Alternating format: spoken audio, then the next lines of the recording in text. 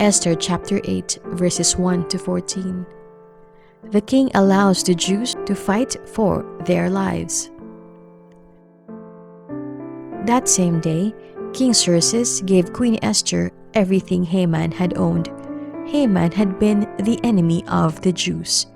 Esther had told the king that Mordecai was her cousin, so Mordecai came to see the king.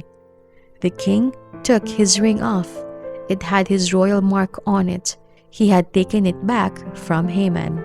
Now he gave it to Mordecai. And Esther put Mordecai in charge of everything Haman had owned. Esther made another appeal to the king.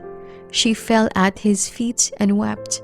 She begged him to put an end to the evil plan of Haman the Agagite. He had decided to kill the Jews. The king reached out his gold scepter toward Esther. She got up and stood in front of him. She said, "King Xerxes, I hope you will think what I'm asking is the right thing to do. I hope you are pleased with me. If you are, and if it pleases you, let an order be written. Let it take the place of the messages Haman wrote." Haman was the son of Hammedatha the Agagite. He planned to kill the Jews. He wrote orders to destroy us in all your territories. I couldn't stand by and see the horrible trouble that would fall on my people. I couldn't stand to see my family destroyed. King Xerxes gave a reply to Queen Esther and Mordecai the Jew. He said, "Haman attacked the Jews, so I've given Esther everything he owned. My men have stuck a pole through his dead body, and they've set it up where everyone can see it. Now, write another order in my name. Do it for the benefit of the Jews. Do what seems best to you. Stamp the order with my royal mark.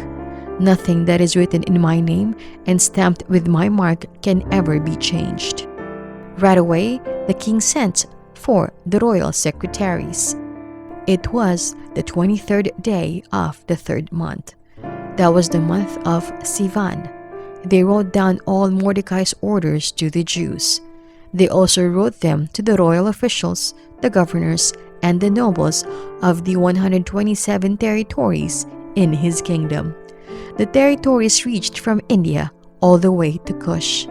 The orders were written down in the writing of each territory. They were written in the language of each nation. They were also written to the Jews in their own writing and language. Mordecai wrote the orders in the name of King Xerxes. He stamped them with the king's royal mark.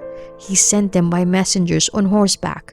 They rode fast horses that were raced just for the king.